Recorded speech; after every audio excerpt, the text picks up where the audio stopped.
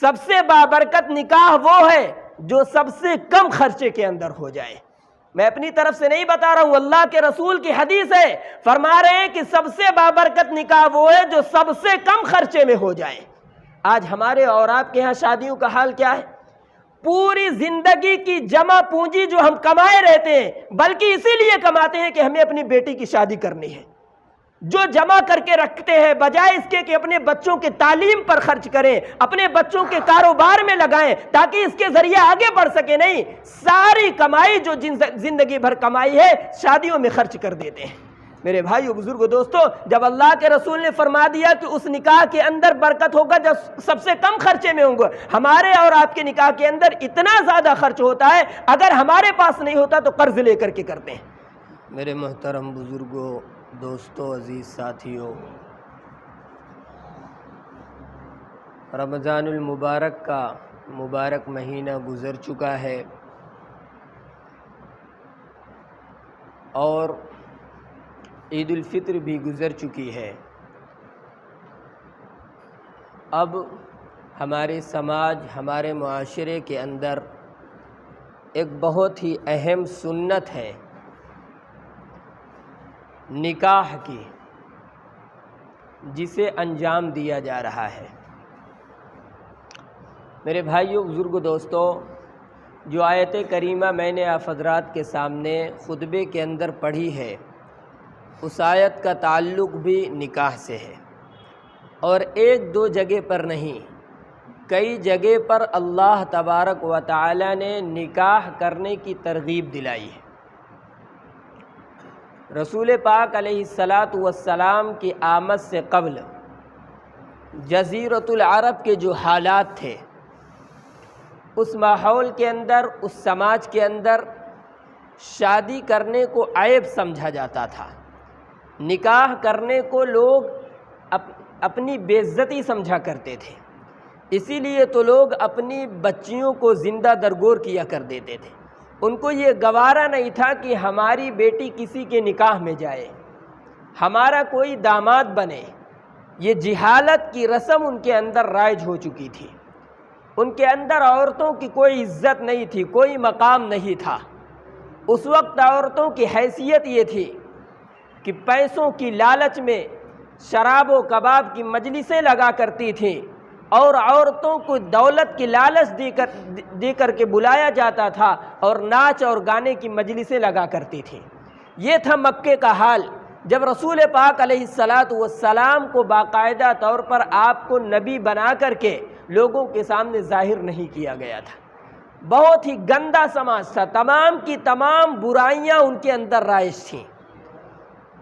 نکاح کو عیب سمجھا کرتے تھے، شادی کو عیب سمجھا جاتا تھا ان کے ہاں، لیکن زنا کو عیب نہیں سمجھتے تھے۔ زنا ان کے یہاں کوئی گناہ نہیں سمجھا جاتا، وہ تو عام بات تھی۔ لیکن میرے بھائیو، بزرگو، دوستو، جب اسلام جیسا پاکیزہ مذہب اس دنیا کے اندر وجود میں آیا، اللہ کے رسول صلی اللہ علیہ وسلم پر جب قرآن پاک کا نزول ہوا، تو اللہ تبارک و تعالی نے نکاح کی فضائل کو بیان کیے، نکاح کی خوبیوں کو بیان کیا، اور اللہ کے رسول علیہ السلام نے حدیث پاک کے اندر بھی نکاح کرنے کی ترغیب دلائی۔ جو آیت کریمہ میں نے پڑھی ہے، سورۃ نساء کی پہلی آیت ہے، سورہ نساء کی پہلی آیت۔ اللہ رب العزت فرما رہے، یا ایھا الناس اتقوا ربکم الذی خلقکم من نفس واحدہ، اے لوگو، اس رب سے ڈرو، اس مالک سے ڈرو، اس خالق سے ڈرو جس نے تم سب کو ایک جان سے پیدا کیا۔ ایک جان سے حضرت آدم علیہ السلام سے ہم سب کو پیدا کیا۔ وَخَلَقَ مِنْهَا زَوْجَهَا، آگے اللہ رب العزت فرما رہے ہیں، اور اس کے بعد سے حضرت آدم علیہ السلام کی ذات ہی سے ان کی بیوی کو پیدا کیا۔ وَخَلَقَ مِنْهَا زَوْجَهَا وَبَثَّ مِنْهُمَا رِجَالًا كَثِيرًا وَنِسَاءً، اللہ رب العزت آگے فرما رہے ہیں، حضرت آدم سے، حضرت حوا سے پھر یہ نسل چلتی رہی۔ وَبَثَّ مِنْهُمَا رِجَالًا كَثِيرًا وَنِسَاءً، پوری دنیا کے اندر بے شمار مرد عورت پیدا ہو گئے۔ یہ اللہ رب العزت نے ایک ذریعہ بنایا انسانوں کی پیدائش کا، یہ نسل کو آگے بڑھانے کا۔ وَاتَّقُوا اللَّهَ الَّذِي تَسَاءَلُونَ، یہ جو آیت کریمہ میں نے پڑھی ہے یہ نکاح کے خطبے میں پڑھی جاتی ہے۔ مقصد یہی ہے، بتانا یہی ہوتا ہے کہ نکاح جو تم کر رہے ہو، نکاح جو تمہارا پڑھایا جا رہا ہے، یہ کوئی نئی چیز نہیں ہے۔ حضرت آدم سے یہ سلسلہ چلتا ہوا چلا آ رہا ہے۔ اگرچہ زمانے جاہلیت میں رسول پاک علیہ السلام کے زمانے میں عرب کے لوگ اس کو گندا سمجھنے لگے تھے، برا سمجھنے لگے تھے، وہ ان کی جاہلیت تھی، علم کے نہ ہونے کی بنیاد پر ایسا کرتے تھے۔ لیکن اللہ تعالیٰ نے اپنے محبوب صلی اللہ علیہ وسلم سے فرمایا وَمَا أَرْسَلْنَا مِن قَبْلِكَ وَجَعَلْنَا لَهُمْ أَزْوَاجًا وَذُرِّيَّةً، اے پیغمبر آپ سے پہلے بھی ہم نے بہت سارے نبی پیدا کیے، ان نبیوں کی بھی بیوی اور اولادیں تھیں، وہ بھی بال بچے والے تھے۔ اللہ رب العزت نے قرآن پاک میں کئی جگہ پر فرمایا۔ تو میرے بھائیو، بزرگو، دوستو، نکاح گناہ سے بچنے کا ایک ذریعہ ہے، نکاح گناہ سے حفاظت کا ایک ذریعہ ہے۔ اللہ تبارک و تعالی نے پاکیزہ طریقے پر اس چیز کو مذہب اسلام کے اندر رکھا ہے۔ ہمارے آقا صلی اللہ علیہ وسلم نکاح کی ترغیب دیتے ہوئے فرمایا النکاح من سنتی، نکاح میری سنت میں سے ہے۔ اور صرف حضور پاک علیہ السلام کی سنت نہیں، بلکہ جتنے نبی آئے ہیں فرمایا گیا ہے کہ تمام نبیوں کی 4 سنتیں ہیں، 4 سنتیں، انہی میں سے ایک نکاح بھی ہے۔ تمام نبیوں کی جتنی سنتیں ہیں، اور رسول پاک علیہ السلام نے تو باقاعدہ الگ کر کے فرمایا کہ نکاح میری سنت ہے اور پہلے نبیوں کی بھی سنت ہے، لہذا پتہ یہ چلا کہ نکاح کرنا سنت ہے اور اسلام کا بہت ہی اہم فریضہ ہے جسے پاکیزہ طور پر انجام دیا جاتا ہے۔ میرے بھائی بزرگ دوستو، اللہ کے رسول علیہ السلام نے ارشاد فرمایا کہ انسان نکاح کرتا ہے 4 چیزوں کو دیکھ کر کے کرتا ہے۔ تنکح المرأۃ لأربع، 4 چیزیں دیکھ کر کے کسی سے نکاح کیا جاتا ہے۔ فرمایا عام طور سے ہی سماج کے اندر بھی یہ 4 چیز لوگ دیکھتے ہیں، لمالہا ولحسبہا ولجمالہا ولدینہا۔ اللہ کے رسول نے فرمایا 4 چیزیں ہیں جن کو دیکھ کر کے لوگ نکاح کرتے ہیں۔ سب سے پہلے فرمایا ولیمالہا، بہت سارے لوگ ہمارے سماج کے اندر، ہمارے معاشرے کے اندر رشتہ جب کرنے کے لیے جاتے ہیں تو مال کو دیکھ کر کے کرتے ہیں۔ لڑکی کے پاس اتنا مال ہے، اتنی دولت ہے، اس کے باپ کے پاس اتنی جائیداد ہے کہ ہمیں نکاح میں کچھ دے سکتا ہے، تو اللہ کے رسول نے فرمایا کہ بہت سے لوگ ایسے ہیں لمالہا، لڑکی کے مال کو دیکھ کر کے نکاح کرتے ہیں، اس کے باپ کے مال کو دیکھ کر کے نکاح کرتے ہیں۔ آگے میرے آقا نے فرمایا ولحسبہا، بہت سارے لوگ ایسے ہیں مال تو دیکھتے ہی ہیں، حسب نسب بھی دیکھتے ہیں، خاندان دیکھتے ہیں، ذات برادری دیکھتے ہیں، اونچے خاندان کا ہوگا تو ہم کریں گے، عزت دار بہت ہوگا تو ہم کریں گے، مضبوط پکڑ والا ہوگا تو ہم کریں گے، جس کی لاٹھی مضبوط ہوگی اس کی ہم رشتہ کریں گے۔ یہ عام چیزیں ہو چکی ہیں۔ اللہ کے رسول نے فرمایا کہ وَلِحَسَبِهَا، بہت سارے لوگ اس چیز کو دیکھ کر کے نکاح کرتے ہیں۔ پھر میرے آقا نے آگے فرمایا وَلِجَمَالِهَا، بہت سارے لوگ خوبصورتی کے ہی پیچھے پڑ جاتے ہیں، خوبصورت ہونی چاہیے، اگرچہ دین سے کوئی تعلق ہو، گھر کا ماحول کیسا، اس سے ان کو مطلب نہیں ہے۔ اللہ کے رسول نے فرمایا کہ بہت سارے لوگ صرف خوبصورتی کو دیکھتے ہیں۔ پھر آقا علیہ السلام نے فرمایا وَلِدِينِهَا، بہت سارے لوگ اس سماج کے اندر، اس معاشرے کے اندر ایسے ہیں جو دینداری دیکھتے ہیں کہ بچے قرآن پڑھی ہوئی ہے کہ نہیں پڑھی ہے، دینداری اس کے اندر ہے کہ نہیں ہے، اس کے گھر کا ماحول کیسا ہے، گھر کے افراد کیسے ہیں، نماز پڑھنے جاتے ہیں کہ نہیں جاتے ہیں، جمعہ پڑھنے جاتے ہیں کہ نہیں جاتے، کہ دین سے بالکل لگاؤ ہی نہیں ہے۔ تو یہ کچھ لوگ ایسے ہیں، میرے آقا نے فرمایا کہ دیندار دیکھ کر کے رشتہ کرتے ہیں۔ اور پھر آگے اللہ کے رسول صلی اللہ علیہ وسلم نے فرمایا کہ میرے امت کے لوگوں سنو، جب کسی سے نکاح کرو تو دینداری دیکھ کر کے کرو۔ 3-4 چیزیں اللہ کے رسول نے فرمائی، لمالہا ولحسبہا ولجمالہا ولدینہا۔ اللہ کے رسول نے فرمایا ان 3 چیزوں پر نگاہ مت رکھو، کسی سے نکاح کرو تو اس کے دینداری دیکھ کر کے کرو۔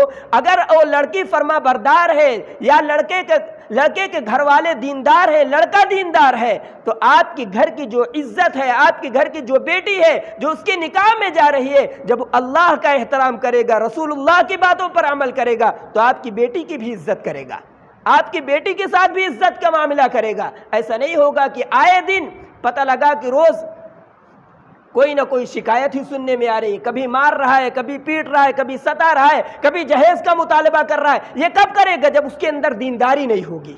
اور جب دینداری ہوگی تو ان تمام چیزوں سے صرف نظر اس کے قسمت میں یہی سوچ کر کے صبر کرے گا کہ ہماری قسمت میں یہ لڑکی تھی، ہمیں اسی پر راضی ہونا ہے۔ تو میرے بھائیو بزرگو دوستو، اللہ کے رسول علیہ السلام نے معیار بتا دیا، کسی سے شادی کرو، چاہے لڑکی ہو چاہے لڑکا ہو، تو اس کے گھر کے دینداری کا دیکھو کہ اس کے گھر کا ماحول کیسا ہے، تب جا کر کے اس گھر کے اندر رشتہ کرو۔ میرے بھائیو بزرگو دوستو، اللہ کے رسول علیہ السلام نے نکاح کی جو خصوصیات ہیں ان کو بھی بیان فرمایا۔ میرے آقا علیہ السلام نے 11 نکاح کی تھی۔ اس وقت جب نکاح کو برا سمجھا جاتا تھا، اللہ کے رسول نے ایک پیغام دیا، ایک میسج دیا کہ اگر گناہوں سے بچنا چاہتے ہو تو نکاح کے علاوہ کوئی دوسرا راستہ نہیں، نگاہوں کی حفاظت کرنا چاہتے ہو تو نکاح کے علاوہ کوئی دوسرا راستہ نہیں۔ ایسے ماحول میں اللہ کے رسول علیہ السلام نے صحابہ کرام کو جو ماحول تھا، گندا ماحول تھا، اس سے نکال کر کے پاکیزہ ماحول کے اندر لائے۔ اس لیے میرے بھائیو بزرگو دوستو، اللہ کے رسول نے جو تعلیم دی ہے، صحابہ کرام نے اسی کے مطابق عمل کر کے دکھایا۔ حضرت عمر رضی اللہ تعالیٰ عنہ کوئی معمولی صحابی ہیں؟ حضرت ابو بکر کے بعد حضرت عمر کا مقام، اور 22 لاکھ مربع میل پر حکومت کرنے والے حضرت عمر رضی اللہ تعالیٰ عنہ، انہیں جب اپنے بیٹے کا رشتہ کرنا ہوا تو چاہتے تھے بڑے بڑے دوسرے ملکوں کے جو وزیر اعظم تھے، پرائم منسٹر تھے، ان کے یہاں ان کے بیٹے کا رشتہ ہو جاتا، ان کے یہاں اپنے شہزادے کا رشتہ کر سکتے تھے۔ لیکن حضرت عمر کا معمول تھا کہ روزانہ رات میں گشت کے لیے نکلا کرتے تھے، ٹہلنے کے لیے نکلا کرتے تھے، اپنی رعایا کا، اپنی جنتا کا حال چال لینے کے لیے کہ عمر کی حکومت سے یہ لوگ خوش ہیں، کہیں ان کو کوئی تکلیف تو نہیں ہے۔ حضرت عمر رضی اللہ تعالی عنہ روزانہ گشت میں نکلا کرتے تھے۔ ایک دن اپنے غلام کو، جن کا نام اسلم تھا، ان کو ساتھ میں لے کر کے گشت کے لیے نکلے۔ میرے بھائیوں، مدینے کی گلیوں میں حضرت عمر رضی اللہ تعالی عنہ ٹہل رہے ہیں۔ جب گشت کرتے کرتے تھک گئے، ایک دیوار کے کنارے ٹیک لگا کر کے حضرت عمر اور ان کے غلام حضرت اسلم رضی اللہ تعالی عنہ آرام کرنے لگے۔ رات کا وقت ہے، اسی گھر سے آواز آتی ہے۔ ایک بوڑھی عورت اپنے بیٹی سے کہتی ہے کہ بیٹی، آج دودھ کم ہے، دودھ کے اندر پانی ملا دو۔ حضرت عمر رضی اللہ تعالیٰ عنہ کا مزاج دیکھیے، جب اس عورت نے کہا دودھ کم ہے، دودھ کے اندر پانی ملا دو، تو اس بیٹی نے کہا، اس بچی نے کہا کہ اماں، امیر المؤمنین عمر فاروق کا حکم ہے کہ دودھ کے اندر پانی نہیں ملایا جائے گا۔ تو اس بوڑھی عورت نے کہا کہ بیٹی، عمر فاروق تھوڑی دیکھ رہے ہیں، عمر فاروق کی نگاہ یہاں تھوڑی پڑ رہی ہے۔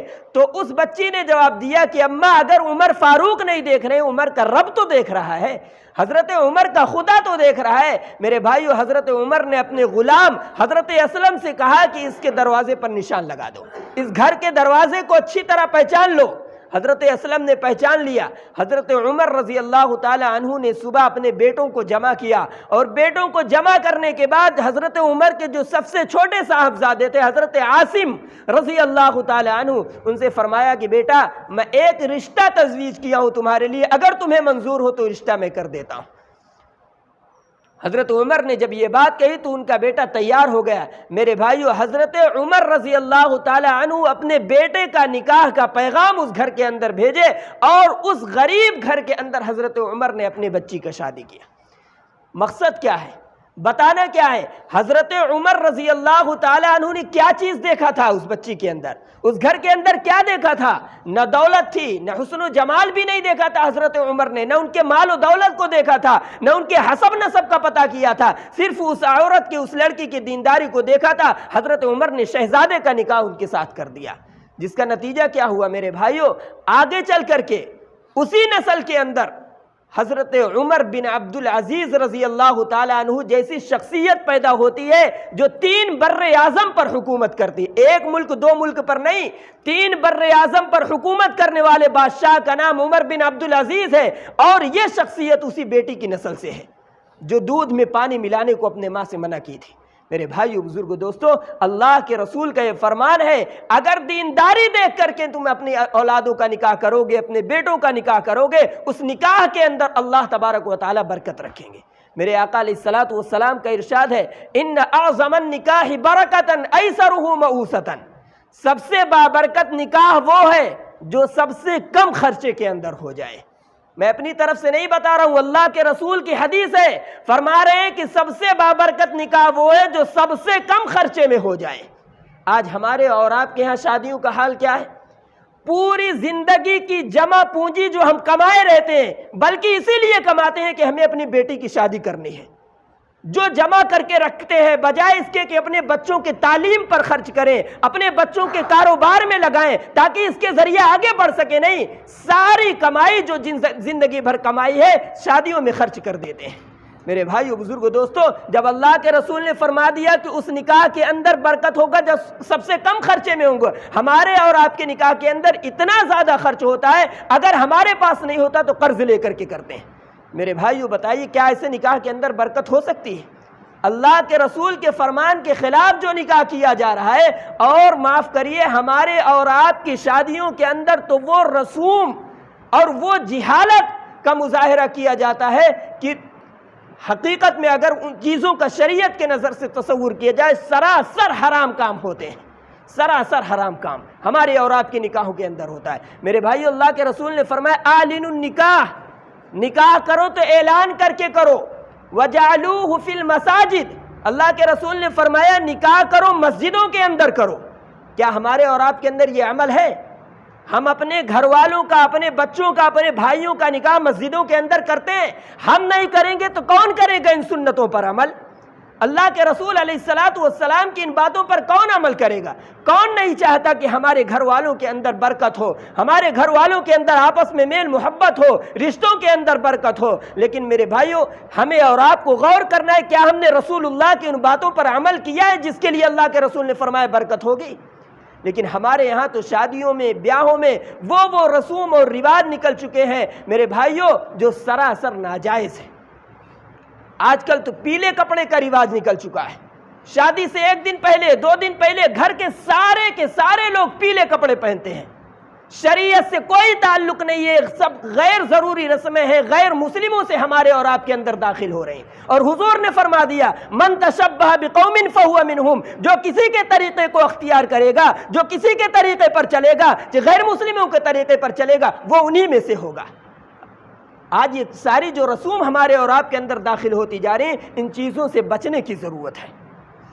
آج ہمیں فکر ہوتی ہے کہ اللہ کا حکم ٹوٹ رہا ہے، ٹوٹ جائے، رسول اللہ کی سنتوں کا جنازہ نکل رہا ہے، نکل جائے، ہمارے گھر والے ہم سے ناراض نہ ہونے پائیں، ہمارے رشتہ دار ناراض نہ ہونے پائیں، ماموں ناراض نہ ہونے پائیں، چچا ناراض نہ ہونے پائیں۔ انہوں نے اس کے لیے ڈی جے کہا ہے، وہ کہا اگرچہ قوالی بجائیں گے۔ یہ تمام خرافات ہمارے اور آپ کے اندر داخل ہو رہے ہیں۔ اللہ کے رسول ناراض ہو رہے ہیں، ہمیں کوئی فکر نہیں، اللہ رب العزت ہم سے ناراض ہو رہا ہے، کوئی فکر نہیں، شریعت کی دھجیاں اڑائی جا رہی، کوئی فکر نہیں، لیکن ہمارے رشتہ دار ہم سے راضی رہیں۔ میرے بھائیو، یاد رکھ لیجئے، اگر ہم شادی بیاہ میں ان رسوم کو، ان رواج کو اسی طرح ہم کرتے رہے، جب اللہ راضی نہیں ہوگا، رسول اللہ راضی نہیں ہوں گے، اس نکاح کے اندر کبھی بھی برکت نہیں آ سکتی، اس نکاح کے اندر، گھر کے اندر سکون اور ماحول نہیں پیدا ہو سکتا۔ آج یہی تو وجہ ہے ہماری گھروں کے اندر پریشانیاں ہیں، میاں بیوی کے درمیان نہیں جم رہی ہے، بہو کے اور ساس کے درمیان نہیں جم رہی، یہ سب انہی خرافات کا نتیجہ ہے جو آج ہمارے اور آپ کے یہاں شادیوں میں ہو رہی ہے۔ اور ہم لوگوں کے ہاتھ ایک رسم اور شام کے ٹائم میں منہ دکھائی کی جو رسم ہوتی ہے، میرے بھائیوں فرمایا گیا ہے کہ نامحرم مرد نامحرم عورتوں کے سامنے بالکل نہ جائے، حرام ہے، لیکن وہاں پر جب منہ دکھائی کی جو رسم ہوتی ہے گھر والے منع بھی نہیں کرتے، شرم و حیا کو بالکل طاق پر رکھ دیتے، احساس بھی نہیں ہوتا۔ وہاں بہت ساری لڑکیاں جمع ہوتی ہیں، بارات کی طرف سے بہت سارے لڑکے اکٹھے ہوتے ہیں، زبردستی ایک دوسرے کو مٹھائی کھلائی جا رہی ہے، ایک دوسرے کا ہاتھ پکڑ رہے ہوتے ہیں، کوئی بولنے والا نہیں ہوتا۔ یہ تمام کی تمام رسمیں ہمارے اور آپ کے گھر میں ہو رہی ہیں۔ اس کے بعد ہمیں شکایت ہوتی ہے کہ ہمارے گھروں کے اندر پریشانیاں، کون ختم کرے گا ان تمام رسم و رواج کو؟ کون آواز اٹھائے گا اس پر؟ میرے بھائیو بزرگو دوستو، آل انڈیا مسلم پرسنل لا بورڈ کی طرف سے یہ پیغام یہ میں سے تمام مسلمانوں کے درمیان آ رہا ہے، جو میں آپ کو پڑھ کر کے سنا رہا ہوں، جو آپ کو بتا رہا ہوں کہ یہ پیغام آ رہا ہے کہ مسلمانوں کے درمیان میں آج یہ ساری کمیاں بہت تیزی کے ساتھ پھیل رہی ہیں۔ نکاح کو اتنا مشکل بنا دیا جا رہا ہے، آج ہمارے گھر کی بیٹیاں دوسروں کے ساتھ جا رہی ہیں۔ نکاح کو مشکل بنا دو گے، زنا کو عام کر دو گے، تو انہی کے ساتھ جائیں گے جن کے ساتھ خرچہ کم ہوگا، ان کو پیسہ مل رہا ہے، ان کو لالچ دیا جا رہا ہے۔ اس لیے میرے بھائیو بزرگو دوستو، نکاح کو آسان بناؤ، جتنا آسان نکاح بناؤ گے اتنا ہی اس نکاح کے اندر برکت ہوگا۔ ورنہ یاد رکھیں، اگر غریب گھر کی بیٹیاں اسی طرح بیٹھی رہیں، غریب گھر کی بیٹیاں دوسرے مذہب کے لوگوں کے ساتھ چلی گئیں، ہم اور آپ اطمینان چین کے ساتھ نہیں بیٹھ سکتے، اللہ تبارک و تعالیٰ کے ہم سے آپ سے بھی پوچھو گے۔ اور صحابہ کرام سے زیادہ کیا کسی کو اللہ کے رسول سے محبت ہو سکتی ہے؟ صحابہ کرام سے زیادہ، نبی پاک علیہ الصلوۃ والسلام سے زیادہ محبت کرنے والا کوئی نہیں ہو سکتا۔ حضرت عبد الرحمن بن عوف رضی اللہ تعالیٰ عنہ ایک صحابی رسول ہیں، اور یہ ایسے صحابی ہیں کہ اللہ کے رسول نے دنیا کے اندر نام لے کر جنتی ہونے کی بشارت سنائی ہے۔ فرمایا کہ عبد الرحمن جنتی ہیں، اللہ کے نبی نے جنتی ہونے کی گارنٹی دی ہے۔ لیکن میرے بھائیوں، ایک مرتبہ نبی کی مجلس میں آئے، نبی کی محفل میں آئے، پیغمبر علیہ الصلوۃ والسلام نے دیکھا کہ عبد الرحمن تمہارے کپڑے میں یہ داغ کیسا لگا ہے؟ عبد الرحمن رضی اللہ تعالیٰ عنہ نے فرمایا کہ یا رسول اللہ، میں نے نکاح کر لیا ہے، تو یہ داغ کیسا ہے؟ اس وقت خوشبو کے لیے پتیاں استعمال کرتے تھے، کپڑوں پر رگڑتے تھے، ہاتھوں میں رگڑتے تھے۔ اس طرح جس طرح آج عطر موجود ہے خوشبو کے لیے، اس طرح پہلے زمانے میں نہیں تھی۔ کوئی پتی ہوتی تھی، خوشبودار ہوتی تھی، اسے کپڑوں پر ملا کرتے تھے، جسم پر ملا کرتے تھے، جس کی وجہ سے داغ پڑا ہوا تھا۔ حضرت عبد الرحمن رضی اللہ تعالیٰ عنہ نے فرمایا کہ یا رسول اللہ، میں نے نکاح کر لیا ہے۔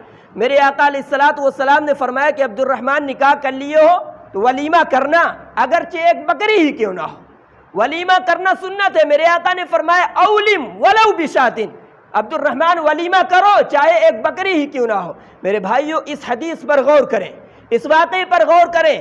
عبد الرحمن رسول اللہ صلی اللہ علیہ وسلم پر ہر وقت جان نچھاور کرنے کے لیے تیار تھے، جان قربان کرنے کے لیے تیار تھے، لیکن اپنا نکاح اتنی سادگی کے ساتھ کیا کہ رسول اللہ کو خبر نہیں دی، رسول اللہ کو نہیں بلایا دعوت میں، رسول اللہ کو اطلاع نہیں کی۔ اور دیکھیے، میرے آقا صلی اللہ علیہ وسلم نے ایسی ہی تعلیم اپنے صحابہ کو دیا تھا۔ میرے آقا نے نہیں فرمایا کہ عبد الرحمن اکیلے اکیلے نکاح کر لیے، اکیلے اکیلے دعوت کر لیے، مجھے بھی نہیں بلایا۔